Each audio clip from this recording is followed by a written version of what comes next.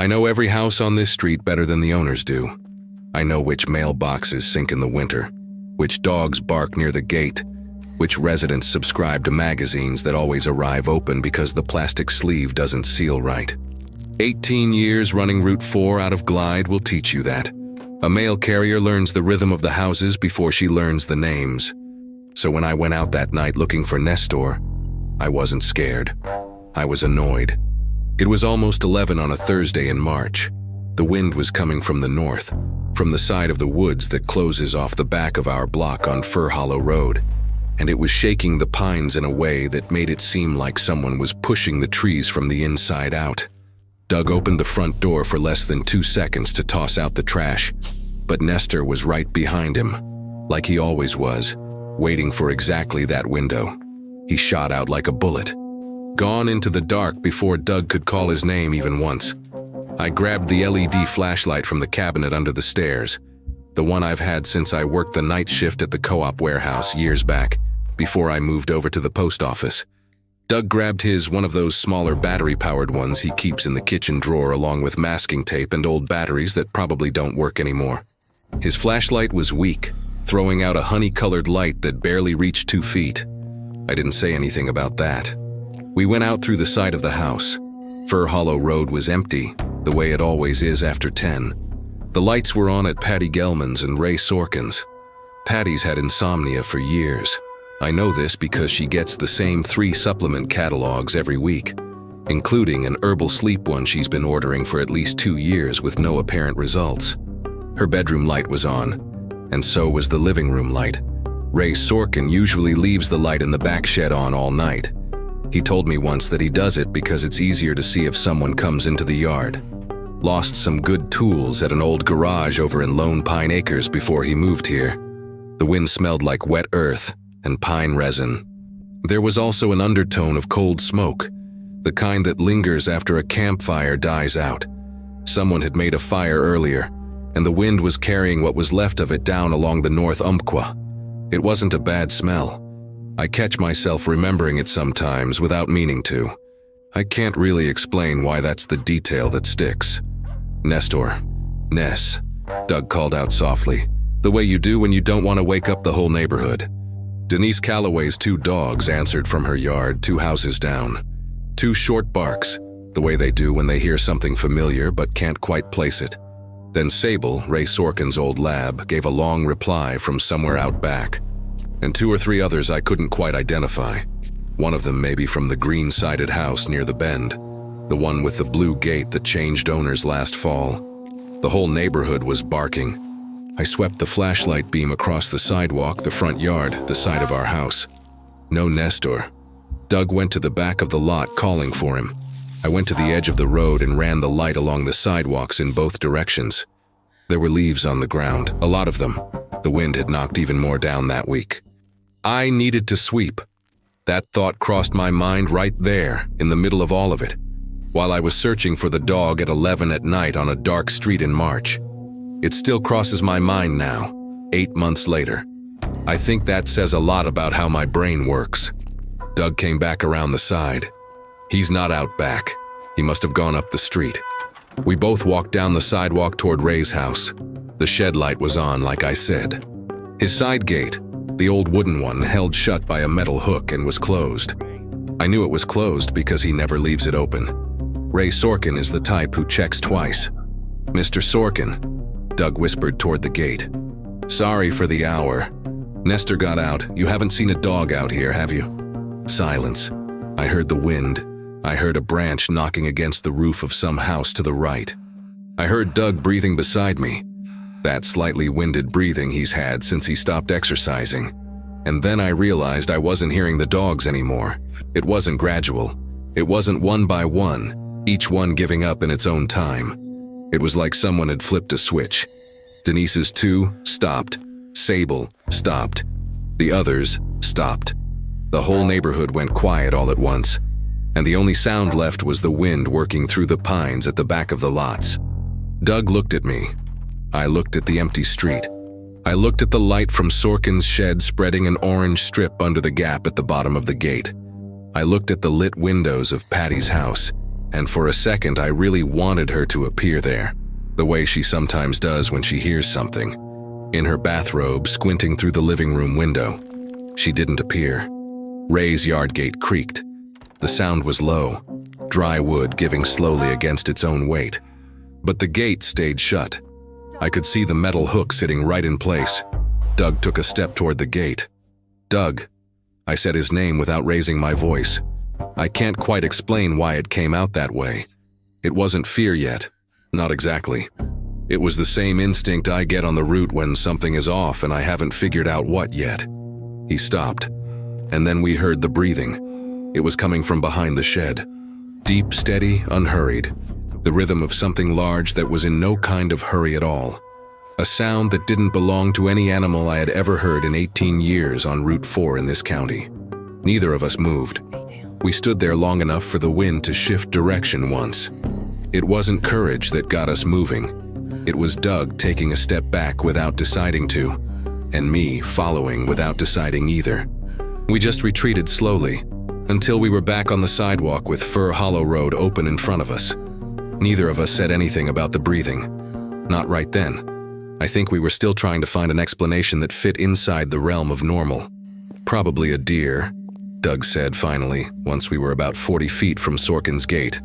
They come down into the neighborhood sometimes when the wind pushes them out of the woods. I didn't answer. A deer doesn't breathe like that.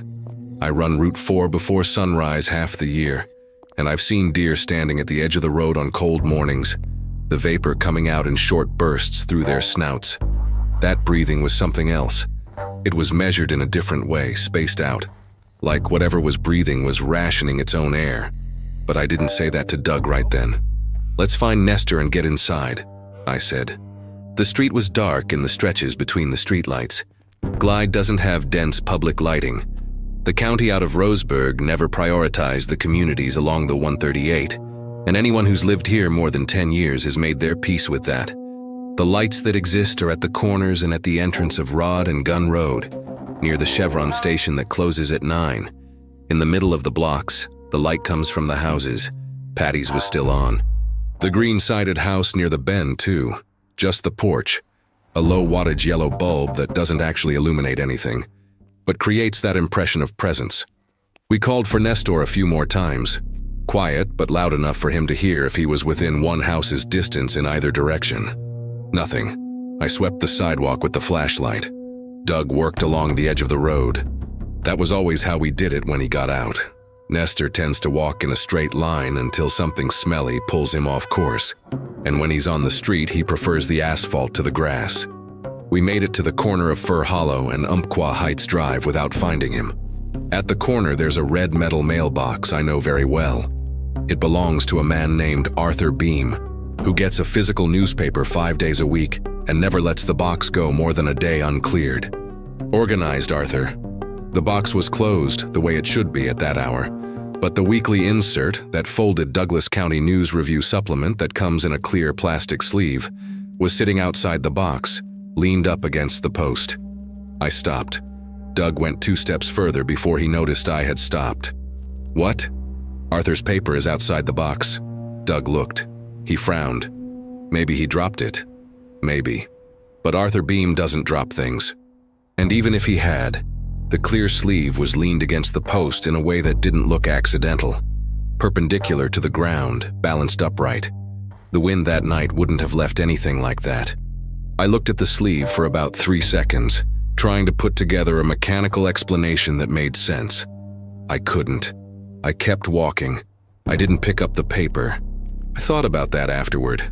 The fact that my first instinct wasn't to touch the sleeve, given that I handle envelopes all day long and never think twice about it. That time I didn't want to touch it. We turned back along the sidewalk, opposite side of the street, sweeping the front yards with our flashlights.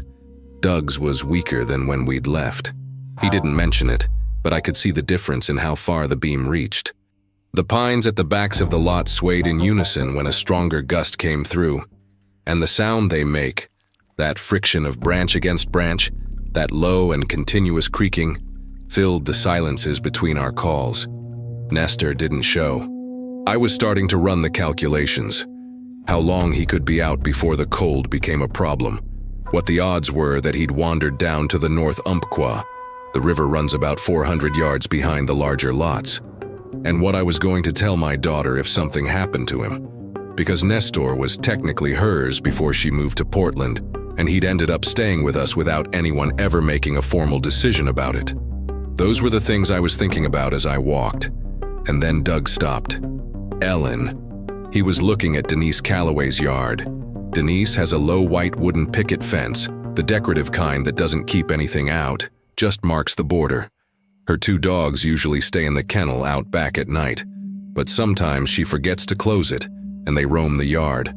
That night there wasn't a dog anywhere in sight. What there was a section of the fence knocked down. Not broken, knocked down. The whole section was on the ground, face out toward the sidewalk, like something had pushed it from the inside out.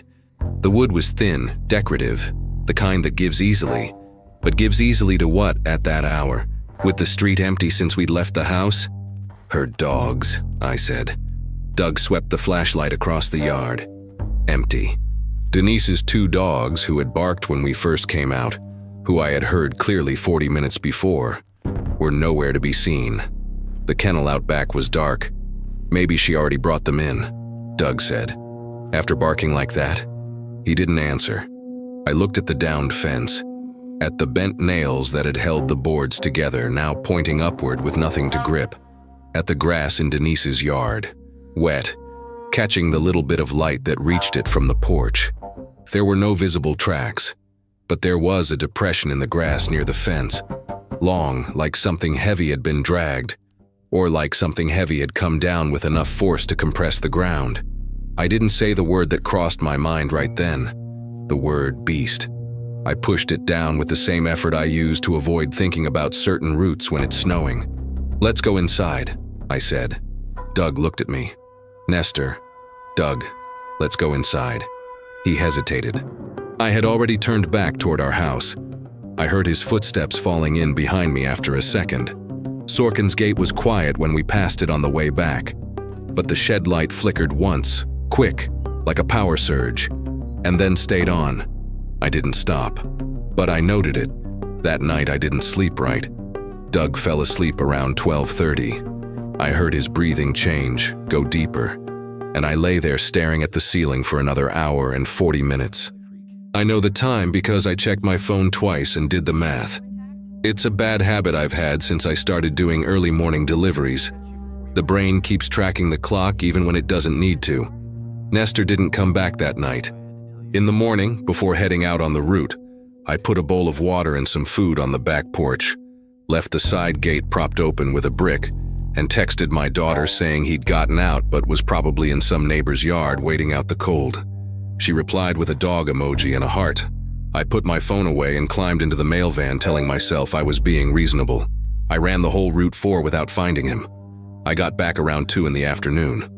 Doug was home. He works the morning shift at the co-op, comes in at 6 and leaves at noon when there's no pending restocking. He'd walked the neighborhood one more time while I was on the route, calling for Nestor. Nothing. I went over to Sorkin's, he told me, while I was hanging my reflective vest on the hook in the kitchen. And he wasn't home, but I looked over the gate. Doug paused. His shed door's open. I stopped messing with the vest. Ray Sorkin doesn't leave his shed door open during the day unless he's working inside. I know this the same way I know everything about the houses on this street, through repeated observation over years. The shed has expensive tools. Ray made a point of telling me about each one of them at least once, the kind of gate conversation that happens when the mail carrier stops and the homeowner is out in the yard. Did you go in? No. I stayed on the street. Doug looked at me. You think we should go check? I went. It was almost 3 in the afternoon when I crossed the street. The afternoon was cold and the wind had died down compared to the night before, but the sky was low, that heavy Oregon gray that hangs still without raining for hours. The pines at the backs of the lots were motionless. That bothered me more than it should have. I was used to seeing them move. Sorkin's side gate was in fact unlatched. The metal hook I had seen closed the night before was open, hanging from the bottom ring. I pushed the gate slowly. Mr. Sorkin? Ray? Silence. Ray's yard has thick grass, the kind that grows in uneven clumps because he mows it himself and it's never uniform. In the center, there's an old apple tree that doesn't produce anything useful anymore. And at the back, the shed, a pine board structure, maybe 20 by 13 feet, tin roof, a single side window with glass gone milky from years of sawdust and grime buildup. The door was open like Doug had said, about a foot of gap. I walked over slowly. The grass was pressed down in several directions, but thick grass presses down easily, and Sable usually circles the whole yard during the day. It wasn't necessarily anything. I kept telling myself that as I moved closer. The smell reached me before I reached the halfway point of the yard. It wasn't rot, not exactly. It was more like the smell of a butcher shop on a hot day. That dense, metallic undertone that sticks in the back of your throat and doesn't clear easily. Mixed with something wetter, rawer, like earth turned over after a heavy rain. I stopped, breathed through my mouth for a second, trying to figure out where it was coming from. It was coming from the shed. I kept going. I got to the door and pushed the gap open a little more with my fingertip. The inside was dark, but I had my flashlight in my pocket and I turned it on. The workbench was overturned. Not tipped slowly against the wall, knocked on its side, with enough force to rip two of the bolts that had anchored it to the wall clean out. The tools that had been hanging above it, wrenches, chisels, a drill press, had gone with it, scattered across the dirt floor. One of the wooden shelves was snapped in the middle, not broken at the ends but at the center, like something had pressed down on it from above. In the right corner there was a dark stain on the ground. Large, uneven at the edges, not completely dry. I knew what it was. I've run a rural route for 18 years. I've seen roadkill. I've seen what hunting dogs drag into the yard after a chase. I recognized it. Sable was in the opposite corner of the shed, pressed against the board wall. Alive, eyes open, head down, muzzle near the ground. He looked at me when I came in, but he didn't get up, didn't wag his tail.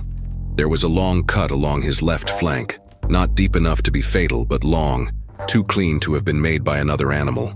He was trembling with that low, steady tremor dogs have when they're in thermal shock or very old fear. I crouched down beside him. He let me put my hand on his neck. "It's okay," I said, which is a lie you tell to things that don't understand words.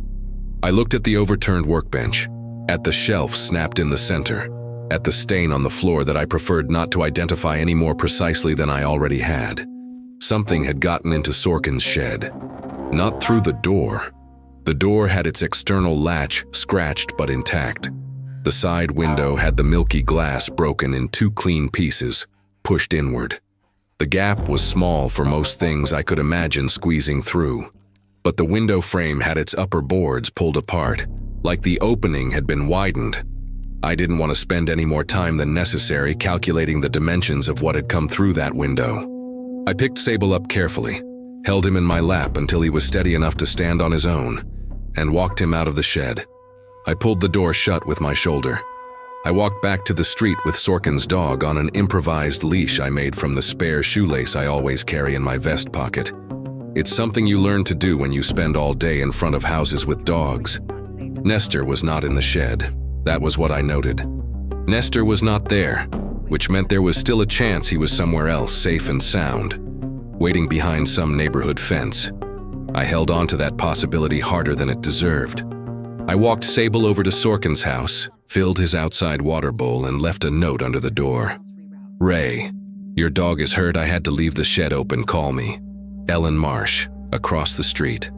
I went inside without saying anything to Doug about the stain. I still don't know if that was the right call.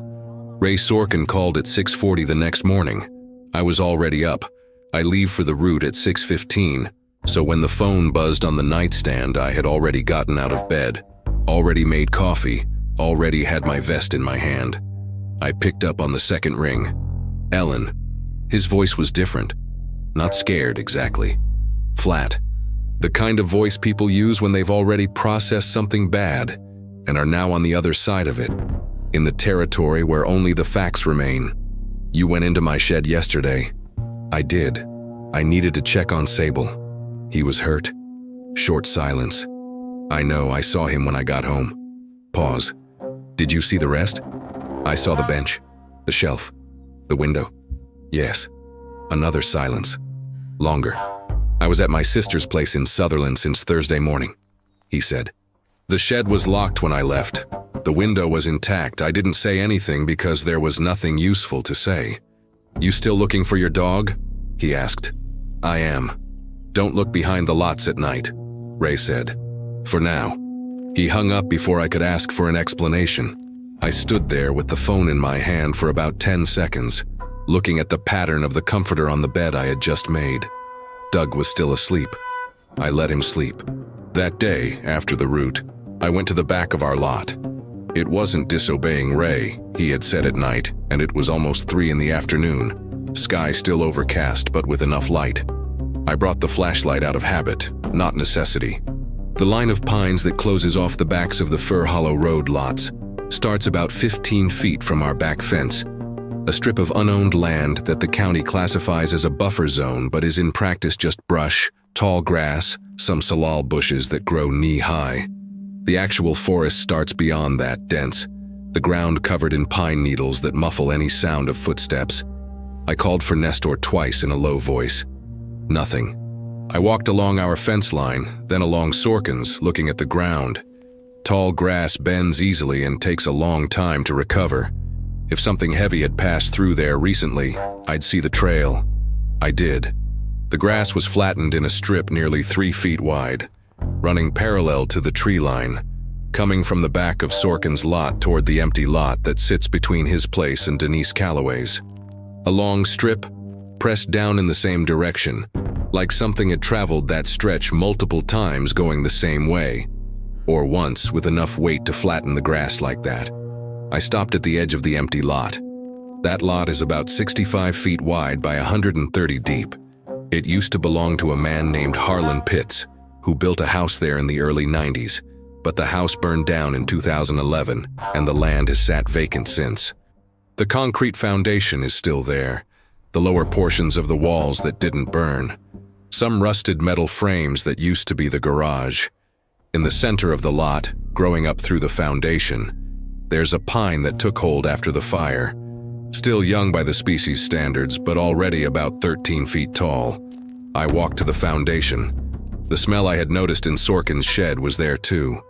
Fainter, more diluted by the open air, but recognizable. That damp, metallic undertone, along with something I hadn't picked up in the shed. Musk. Strong. The kind of body odor certain large animals produce. Different from dog. Different from deer. Denser. More persistent. At the edge of the foundation there was a piece of dark fabric caught on a rusted piece of metal. Small, about 2 square inches, torn in an irregular shape. I didn't touch it. But it was the kind of material you'd find on a nylon jacket. The inner lining. And the color was dark navy blue. Doug has a navy blue jacket. I noted that and kept walking, because Ray Sorkin has a navy blue jacket, and Denise Calloway has a navy blue jacket, and half the men over 40 in this county have a navy blue jacket. It wasn't information. It was just a color. I walked to the young pine in the center of the foundation. That's where I heard the first sound. It came from the pines at the back of the lot, a crack, dry, the kind a thick branch makes when it snaps under weight. Once, then silence. I stopped and waited. The wind was low enough that any pine branch breaking on its own was unlikely, though not impossible. I counted 10 seconds, another crack closer. And this time, it wasn't just the crack. It was the crack followed by a rustling, something moving between the trunks, heavy enough that the pine needles on the ground gave way with a dampened compression that was audible even at that distance. I turned toward the street. I walked.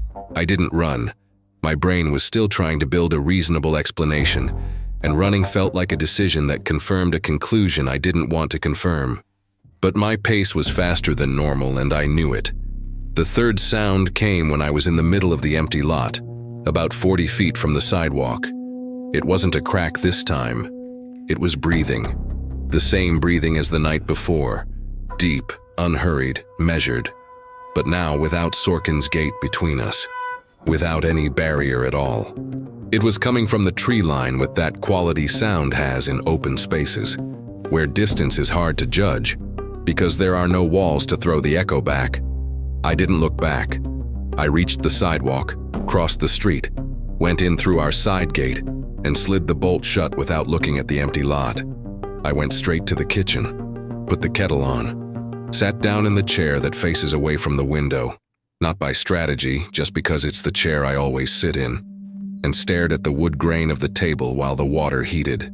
Doug got home from the co-op 20 minutes later, came in through the front door, tossed his keys on the hook, asked if I'd heard anything about Nestor. "Not yet," I said. "I could walk around out back after dinner." "No," I said. "Not tonight." He looked at me from the kitchen doorway. "Ellen, there's leftover soup in the fridge. I put bread out to thaw." It wasn't the moment to explain. Or maybe I already knew by that point that any explanation I gave was going to sound bigger than the concrete facts I actually had. And Doug is the type who needs concrete facts. Same as me most of the time. But I had heard that breathing twice now, and it was closer the second time. That was a concrete fact. I just didn't know yet what to do with it. On Friday morning, I went to the Glide Market before my route. It wasn't necessary. We had enough food for the week. But I wanted to get out of the house while it was still light. Wanted the normalcy of a small, concrete task before spending 8 hours in the van covering roads that run alongside exactly the kind of forest I was trying not to think about. I picked up milk, sandwich bread, a box of tea I didn't even need, and stayed 2 minutes longer than necessary chatting with Brenda, who works the morning register, about the specific nothing you talk about when you've known someone by sight for years, but don't really know them at all. Brenda asked if I was okay, said I looked tired. I said I was fine. In the van, before starting the engine, I checked my phone. There was a message from Ray Sorkin sent at 11 the night before. "Called the vet for Sable. Thanks for looking after him. Let me know if you need anything." Short. No mention of the shed, no questions. The kind of message people send when they've decided not to go deeper into something. I replied, "Hope Sable does okay," and went to do the route. When I got back at noon, there was a car I didn't recognize parked in front of Sorkin's house. An old Subaru Legacy, Jackson County plates. It wasn't Ray's sister's. She drives a Ford F-150 I know well from the Sutherland route. I sat looking at it through the van window for about 10 seconds without being able to place it. Then I went inside. Doug had spent the morning trying to get Nestor to turn up another way. He'd printed a simple flyer with a photo from our phone, name, phone number, and had posted it on 4 poles along Fir Hollow and at the entrance of Colliding Rivers Road where there's more traffic. He showed me pictures of the flyers with the look of someone who had done what he could. I sat there staring at the photo of Nestor, one taken last summer, him lying on the back porch with his muzzle resting on his hind legs, and couldn't find anything useful to say. "Someone will call," Doug said. "Maybe," I said. In the afternoon, I went over to Denise Calloway's house. There was a concrete reason. I wanted to ask about her dogs who hadn't barked since the night we went looking for Nestor, and who I hadn't seen in the yard in the 2 days since. The downed fence section was still on the ground. Nobody had stood the boards back up. Denise answered the door with an expression I couldn't quite read at the time. It wasn't surprise at seeing me. It was more like relief at seeing someone specific, someone she hadn't been expecting, but who was better than continuing alone with whatever she'd been thinking about. "Ellen, come in." Her house smelled like old coffee and some scented candles she'd blown out a long time ago. We sat at the kitchen table. She didn't offer anything. "The dogs are in the kennel out back," she said before I could ask. "I've been keeping them there for now. I'm not comfortable letting them run loose in the yard. Because of the fence. The fence and other things." She looked at her hands. "Did you see anything the night you two went out looking for Nestor?"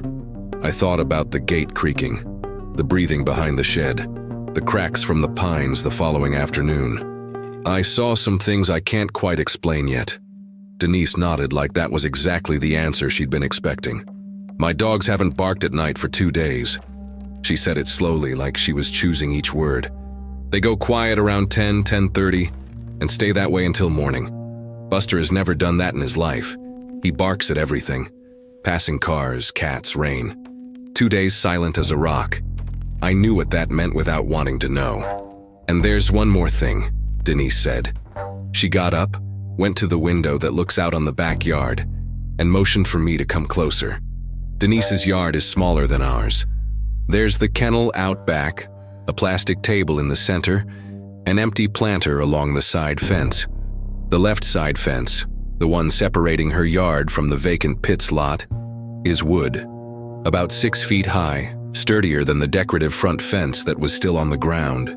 2 boards in the center of that fence were bent inward, not torn out. Bent, the boards still attached at the top and bottom screws, but bowed into Denise's yard as if something had pressed from the outside with steady, concentrated force applied to a single central point. The wood was treated, thick, the kind of boards that hold up against years of rain and wind. I looked at the gap between the bent boards. On the other side was the empty lot, the same lot where I had caught the smell and heard the breathing the day before. "When did you notice?" I asked. "This morning." Denise's voice was steady, but her hands were clenched on the windowsill. "Last night the dogs went quiet earlier, around 9:30, and I heard something near the fence, but I figured it was the wind." I looked at the bent fence.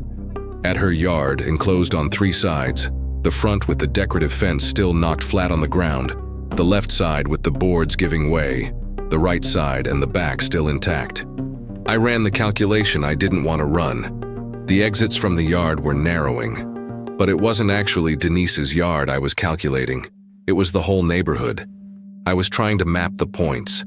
Sorkin's shed, the empty lot, Denise's fence.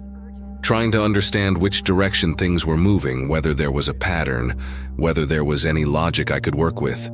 The logic I found left my mouth dry. Every point sat between the pine tree line at the backs of the lots and Fir Hollow Road out front. It was a corridor, and the corridor was getting narrower. "You should call the sheriff," I said. Denise looked at me. "And say what?" We both sat in silence for a moment. She was right. Say what? That something bent the boards on my fence? That my dog stopped barking? That the vacant lot smells like a butcher shop? "I'll think about what to do," I said. I left before it got dark. That night I locked the back windows from the inside, including the small pivot window in the bathroom that I normally leave cracked because the bathroom gets warm. I didn't say anything to Doug about Denise's fence. I just told him I was cold and thought it was better to close everything up. He didn't question it, but when I laid down at 10:40, I spent some time listening to the neighborhood dogs. At 11:12 they stopped, all at once. On Saturday morning, Patty Gelman came to our door. It was 8:40. I had woken up early out of habit, like always, but hadn't gone out. It was my day off, and I had stayed in the kitchen with my coffee, looking out the front window without any specific purpose. The kind of watch you keep when you don't want to admit you're keeping watch. Patty is a small woman with short white hair, red-framed glasses, and the straight posture of someone who did gymnastics for decades and only recently stopped. She brought a jar of blackberry jam she makes herself. I get one every winter. It's a ritual she keeps up with all her close neighbors. But the jam was a pretext.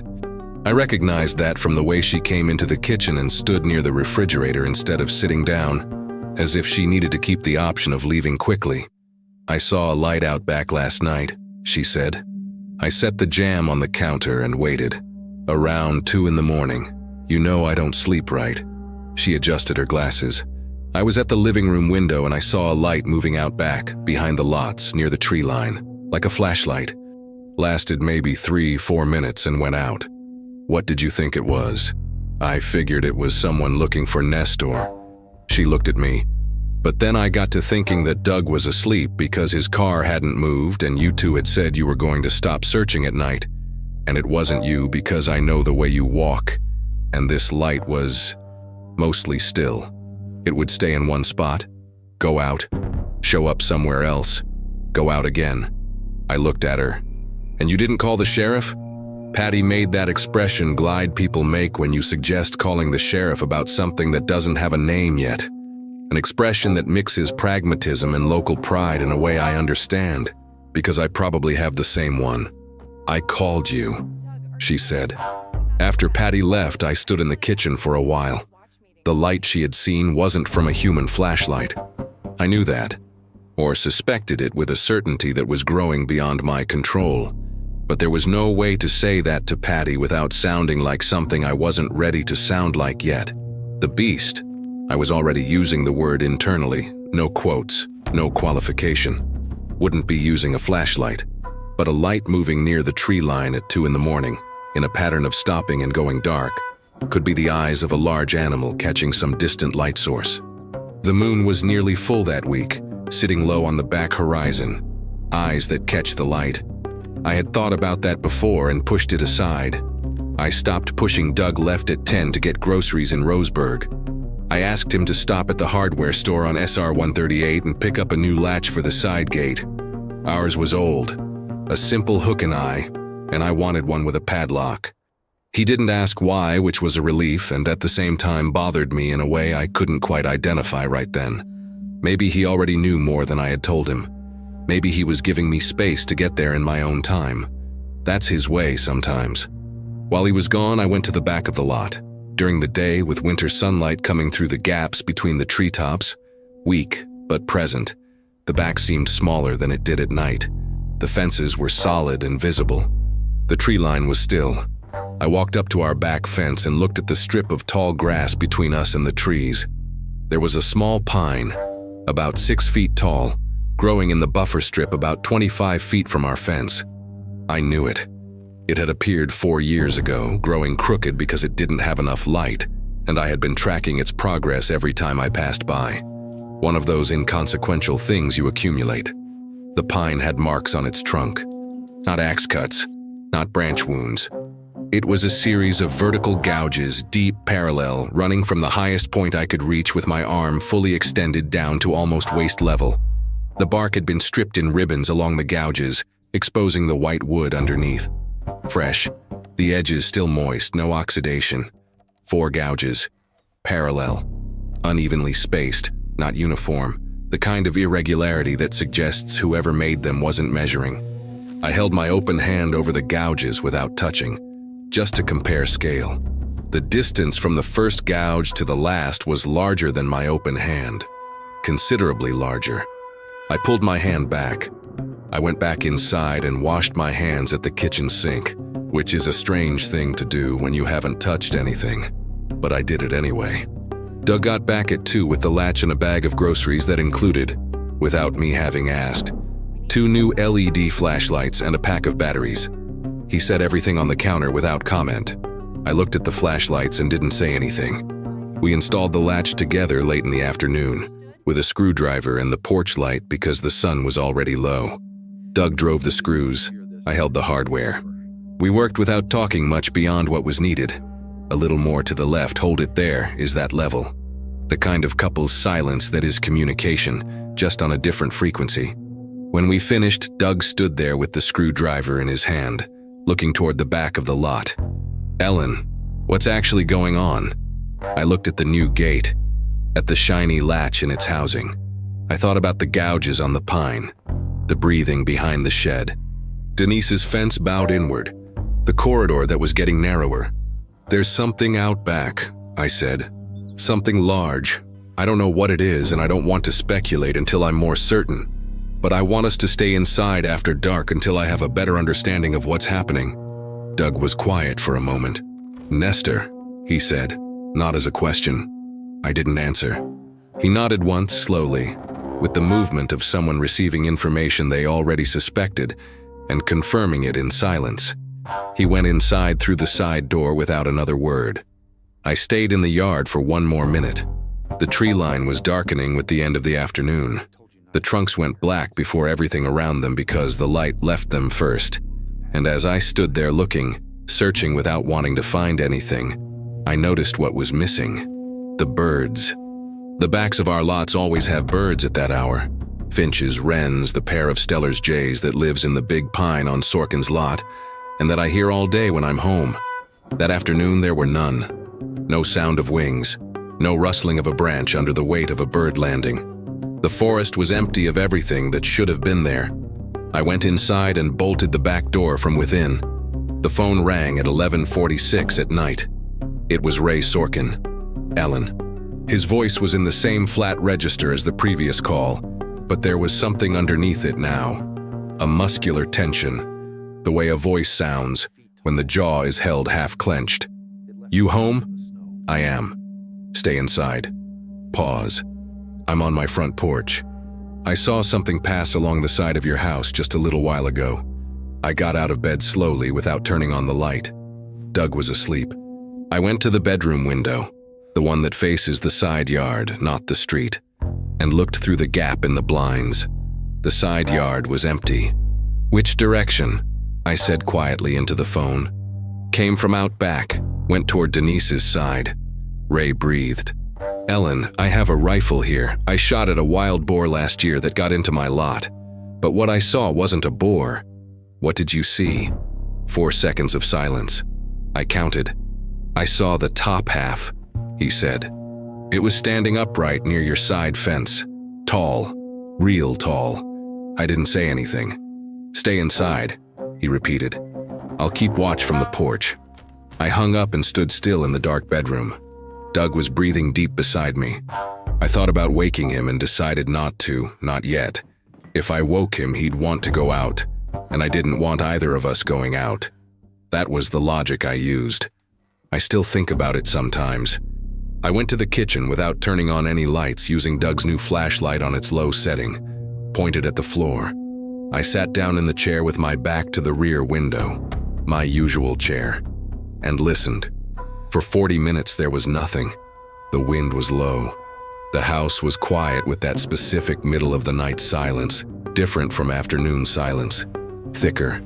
I drank some water, looked at the microwave clock, thought about something completely beside the point, that I needed to renew the van's insurance in April and had almost forgotten. Then I heard the side gate. Not a creak. A single metallic snap. The new latch giving way. I was on my feet before I'd processed the movement. I went to the hallway, stopped. The side door is in the hallway between the kitchen and the laundry room, and it has a small frosted glass window at the top. You can't make out shapes through it, just variations of light and shadow. Outside was the faint light of the porch, which I had left on. The shadow that passed across the window was not human-sized.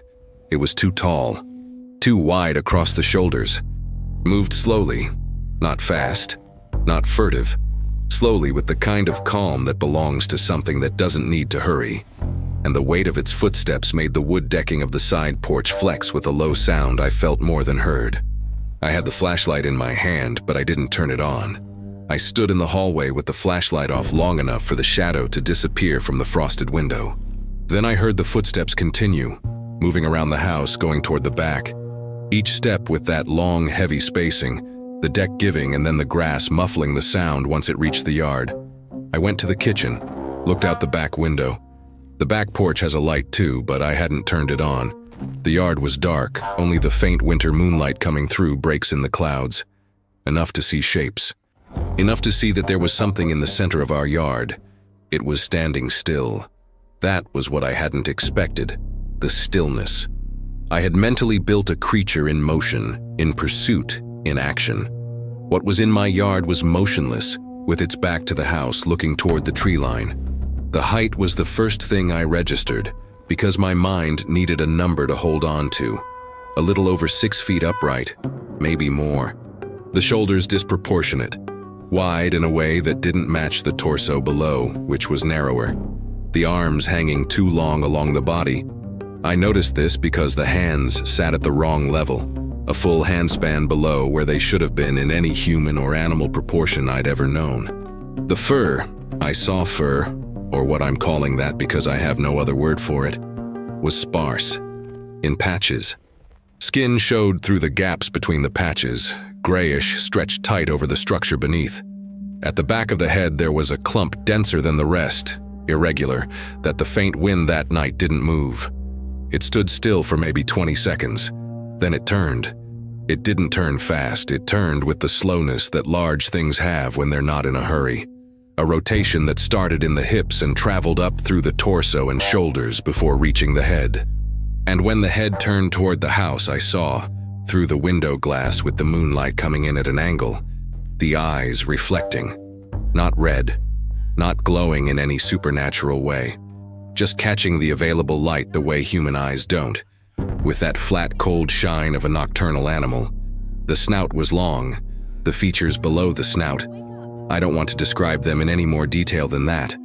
It was horrible in a way that wasn't spectacular, wasn't cinematic. It was horrible in a plain and real way, like something wrong seen up close. I dropped down. I went to my knees on the kitchen floor and pressed myself against the cabinet under the sink, below the level of the window. I heard the breathing from outside, deep, unhurried, the same as always, and this time it lasted longer than before. Longer standing still, longer breathing. Then I heard the footsteps move toward the back door. I got up, ran to the hallway, went up the stairs without turning on any lights, using the wall as a guide, and reached the bedroom. Doug was on his side, asleep. Doug. I put my hand on his shoulder and pressed hard. Doug, wake up. Now. He woke on the second shake, sat up. What? Stay quiet. I put my finger to my lips. There's something in the yard. We need to stay here, quiet, with the door closed. Doug looked at me in the dark for a moment. I saw when he decided to believe me. It wasn't gradual, it was a decision. The same way he makes every decision. The phones, he said in a very low voice. I have mine. Mine's in the kitchen. I stopped. His phone was on the kitchen counter, where he always leaves it to charge. To call Ray, to call the sheriff, I had mine, which was actually in my hand. I'd barely noticed I'd grabbed it along with the flashlight. But his phone was downstairs, and the idea of Doug going down to get it was the last idea I wanted to have right then. Stay here, I said. He opened his mouth. Doug, stay here. I went back downstairs. The back door was intact, latch in place, wood unmarked. The sound of breathing from outside had stopped. I grabbed Doug's phone from the counter and headed back to the stairs. The side porch decking flexed. One step, just one. Very close to the kitchen wall, outside, where the side window is. I stopped in the middle of the kitchen, both phones in my hand, and didn't move. The second step didn't come. I stood there for 2 full minutes. Then I went upstairs, gave Doug his phone, sat on the bed with my back against the headboard, and watched the bedroom door until 4 in the morning. No more sounds. At 4:20 I called Ray Sorkin. He picked up on the first ring. Still up, he said before I could say anything. It was in my yard, I said, and on the side porch. Silence. I know, he said. I watched it leave through the back of your lot. It went toward the woods. Pause. Ellen, I fired once. Don't know if I hit it. I looked at Doug, who was looking back at me in the darkness of the bedroom. Thank you, Ray. I hung up. I only noticed the smell in the morning, when I opened the bedroom window in daylight, drifting in from outside in a slow, heavy wave. Butcher shop, turned earth, old musk. It was on the side porch decking. It had stood there long enough to leave its smell in the wood. We didn't leave the house until 7:30 in the morning. I needed to see the deck in daylight. That was the justification I gave myself. I needed to confirm what I had picked up through the smell before deciding anything. The truth is, I needed to see it with my own eyes, because the part of my brain that still cataloged and organized couldn't move forward without physical confirmation. 18 years on a route does that to you. You develop a habit of verifying before concluding. The side deck had marks, not gouges, like on the pine tree. These were impressions. The old deck wood had given underweight at 2 nearby points, 2 irregular circular depressions separated by a span too wide for a human stride.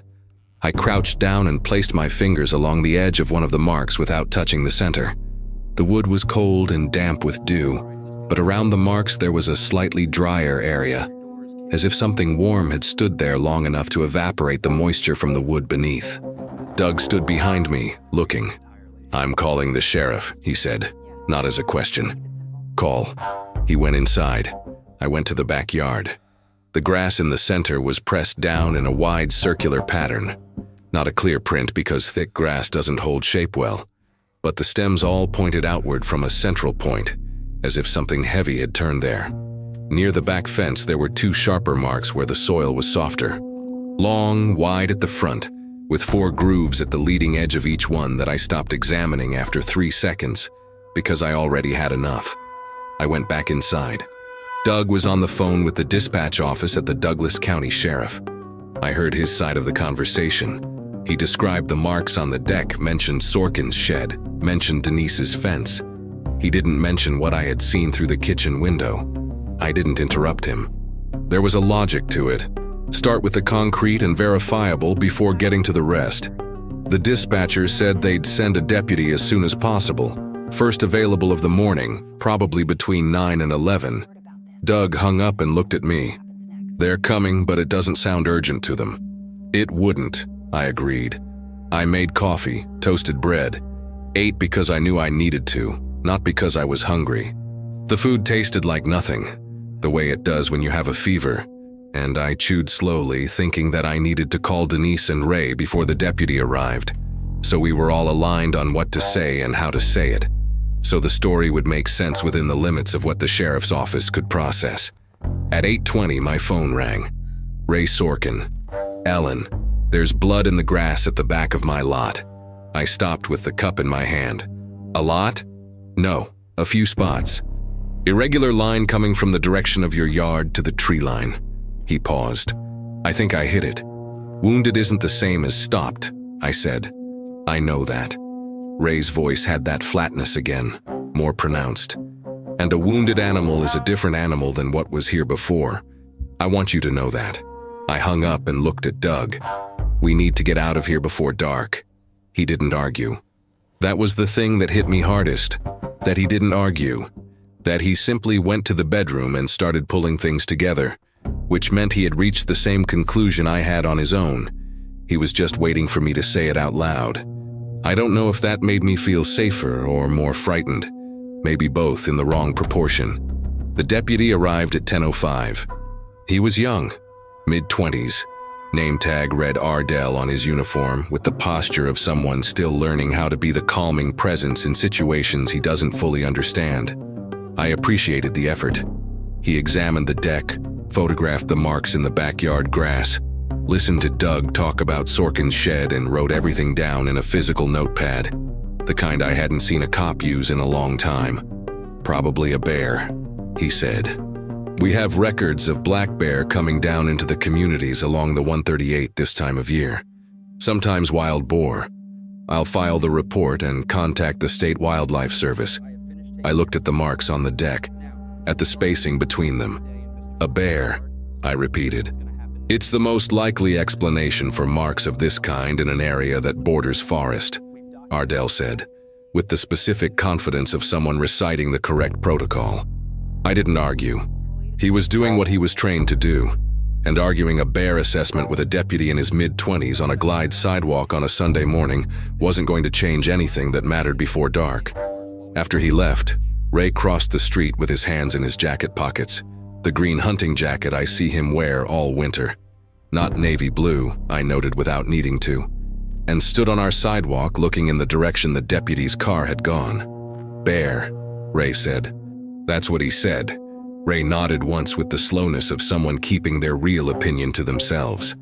I'm going to my sister's place in Sutherland this afternoon, he said, taking Sable with me. He looked at me. You should go somewhere too. We're working on that. Don't wait until afternoon, he said. Leave early. He went back inside without another word. We spent the rest of the morning getting ready. Doug called his sister in Medford. That's Carla, who has a big house and always says we have a room whenever we want it. An offer we had never taken her up on in 6 years. We took her up on it now. She didn't ask questions, which is very Carla, and I am grateful for it to this day. I went from room to room doing that kind of check that has no name, where you look at the objects in your house trying to decide which ones need to come with you and which ones stay.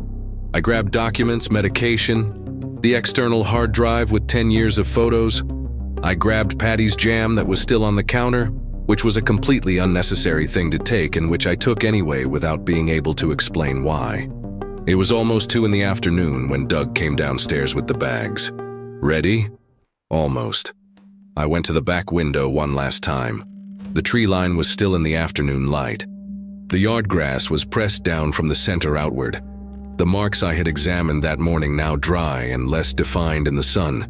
The new side gate had a bent latch. I hadn't noticed it before, but something had impacted the latch hard enough to twist the metal housing a degree or two. Not much, just enough that it closed with resistance. A steel latch. Bent. I stood there looking at it longer than I should have. "Ellen," Doug called from the living room. "Coming." I grabbed my bag, went out the front door, which I locked with both keys. Something I never do because Glide isn't the kind of place where you lock your door with both keys. I did it anyway. We got in the car. Doug drove.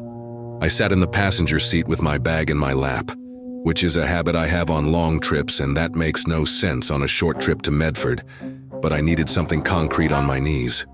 We pulled out of Fir Hollow toward SR 138, heading toward Roseburg. It was 2:42 in the afternoon. When we passed the corner of Fir Hollow and Rod and Gun Road, I looked back through the side window. The neighborhood was quiet. Patty's house with the curtains drawn. She had left earlier to her daughters in Canyonville. I had called her at 10 and suggested it. Ray's house with his sister's Subaru at the curb, front door closed. Our house with the windows dark. And in the back, behind the roofline, the edge of the pines. Something dark was standing at the tree line, motionless. In the afternoon light, visible. I didn't say anything to Doug. I watched until the bend in the road took it out of our line of sight. Carla's house is in the Jacksonville Road neighborhood in Medford, on a street with big sycamore trees that lose everything in the fall and take on that bone-like look until spring. I had never paid attention to the sycamores before. I stood at the guest room window that night looking at them for too long. We arrived a little after 5. Carla had dinner ready, pasta with tomato sauce that she makes with too much fresh parsley, more parsley than tomato, which is something about her I had never mentioned in 6 years of occasional visits. I ate. The flavor came back a little, different from breakfast, which had tasted like nothing. Doug had 2 helpings, which relieved me in a way that was out of proportion, as if his appetite were an indicator that we were okay, that the distance had worked. Carla didn't ask anything during dinner. She asked afterward, when Doug went to shower and the 2 of us were in the kitchen with the dishes. I told her enough. The marks on the deck, Sorkin's shed, the bent latch. I didn't tell her what I had seen through the kitchen window. I didn't tell her about the breathing. I'm not entirely sure why that distinction felt important to me, but it did. Some things lose an essential quality when you say them out loud to someone who wasn't there. Carla listened, washed a plate, and said, "I always hated that whole forest out there," which was the most useful response anyone had given me in days. I slept straight through from 10:30 to 4 in the morning, which for me is sleeping a lot. When I woke up, I lay still in bed listening to the house. Sycamore branch tapping the window, the central heater cycling on and off at regular intervals. Doug breathing beside me, his breathing, familiar, with that slight irregularity of someone with a mildly deviated septum who never did anything about it. Recognizable. I closed my eyes and stayed there another hour. On Monday morning, Doug called the co-op to let them know he was in Medford for a family matter and needed 2 days. I called my supervisor at the Roseburg subunit and said the same thing. Neither of them asked questions that mattered. We spent the day at Carla's without doing much. She works part-time at a flower shop on Oak Grove Road and left at 10, which left us with the quiet house and the coffee going cold on the counter, and the television neither of us turned on. Doug sat on the couch reading something on his phone. I sat up at the dining room table with the laptop and did administrative things that didn't need doing. Sorted old emails, paid a bill that still had a week before it was due, updated the monthly expense spreadsheet. The kind of task my brain reaches for when it needs control over something small, because it's lost control over something large. Ray Sorkin texted at 2 in the afternoon. Made it to Sutherland fine. Sable's doing better. Let me know if anything comes up. I replied, "Thanks, Ray. Take care of yourself." At 3:45, Doug's phone rang. I was in the kitchen when he answered, so I caught his side of it. Mostly single words. "Yes, I understand. How long? Okay." When he hung up, he came into the kitchen with the expression of someone composing how to say something. "It was Ardell," he said. the young deputy. State Wildlife came out this morning to look at the marks. They want to know if there might be additional property damage we didn't check before we left. He asked if someone could walk through the house. I looked at him. They can't go in without us there? I said, knowing the answer. Not without express authorization. Doug paused. I could go tomorrow morning, check the house, talk to Ardell, be back here before noon. Doug, during the day, he said. Early with light. I go in, check it out, leave. 2 hours tops. I looked at him. I knew there were concrete arguments to make. The creature was wounded. Wounded means unpredictable. Ray had specifically warned me about that. I knew those arguments, and they were right there. I didn't use them. I can't fully explain that even now. 8 months later.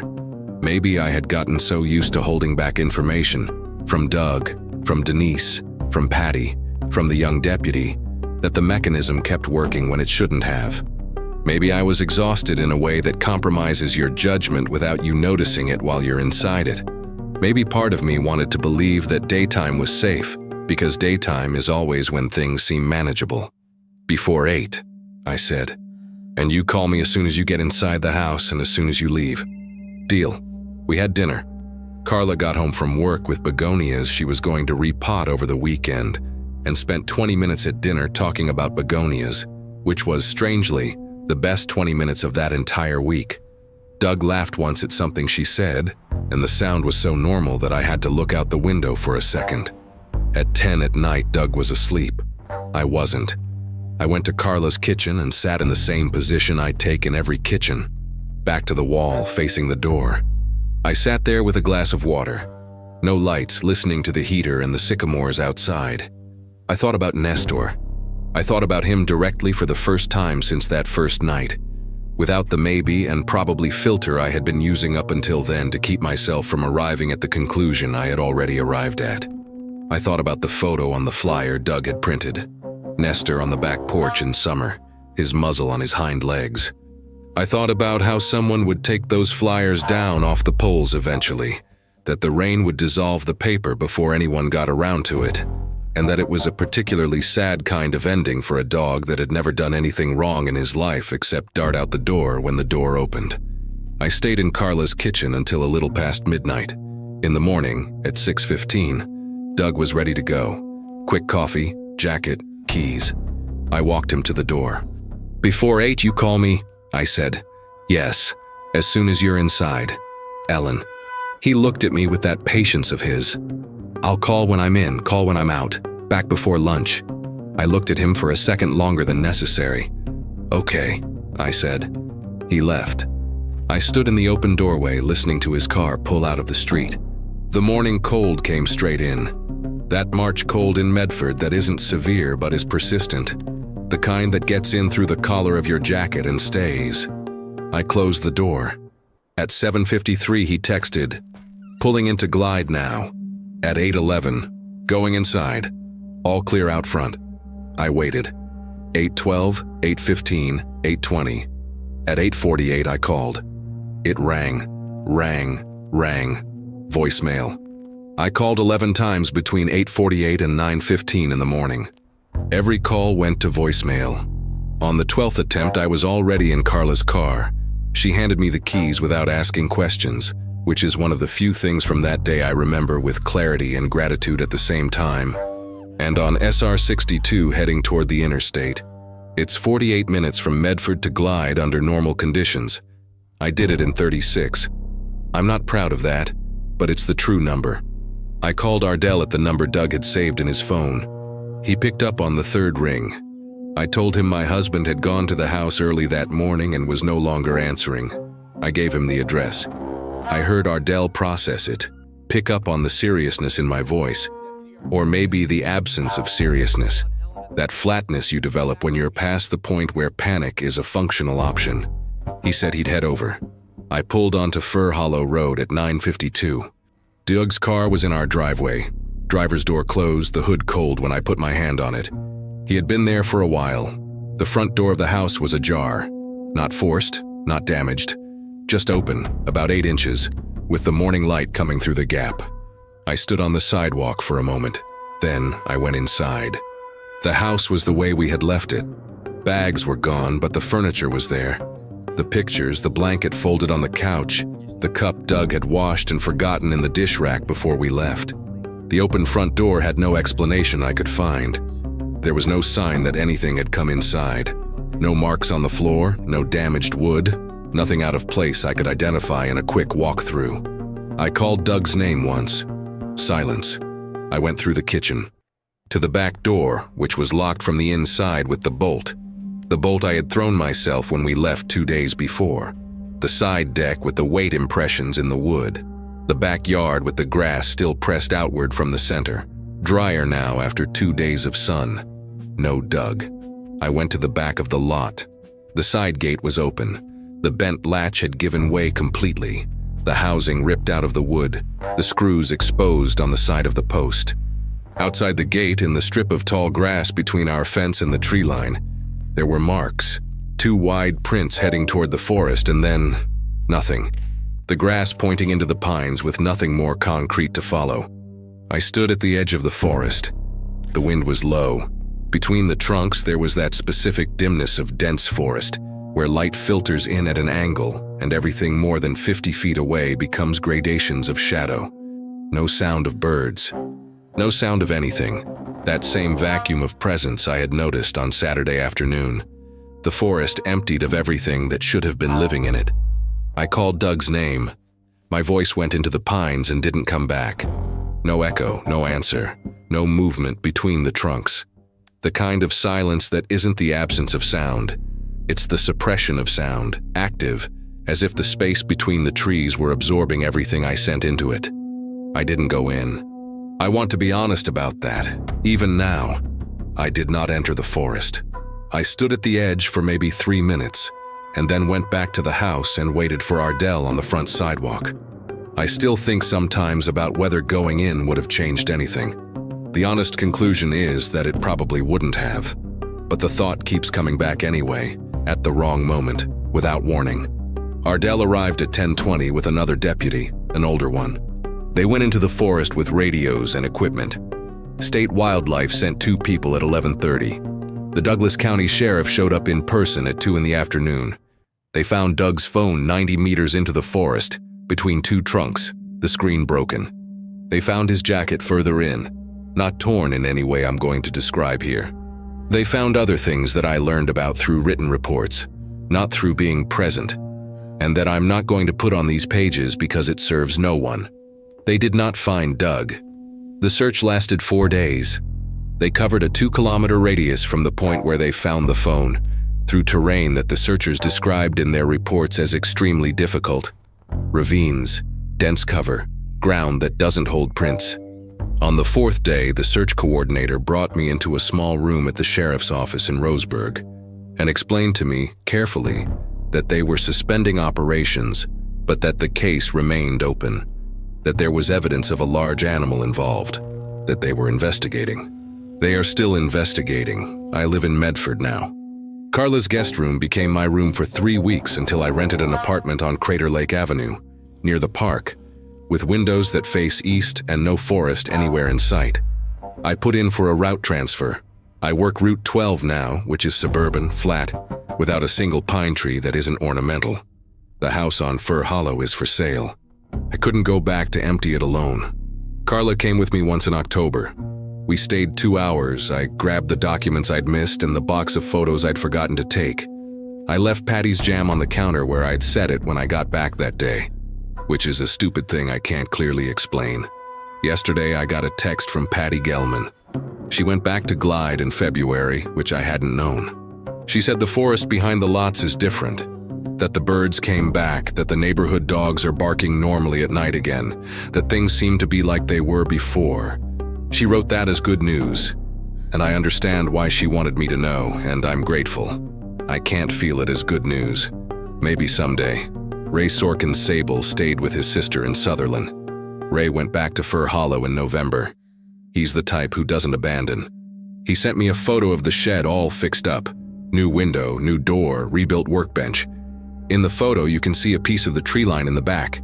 I didn't reply about that. The last thing I have from Doug is the text from 8/11. Going inside. All clear out front. That message stays with me. It surfaces when I least expect it. In the middle of a quiet route, in the checkout line at the grocery store, at 3 in the morning when the apartment heater kicks on. Going inside. All clear out front. 8 months is enough time to know that I'm not going to find an explanation that closes this into a tidy place. The sheriff has an open case. The Wildlife Service has a provisional classification that I'm not going to repeat because it sounds too small for what it was. I have a box of photos, an apartment with no forest in the window, and a memory of deep and measured breathing that comes without warning. I don't know what was in that forest. I know it was still there when I left.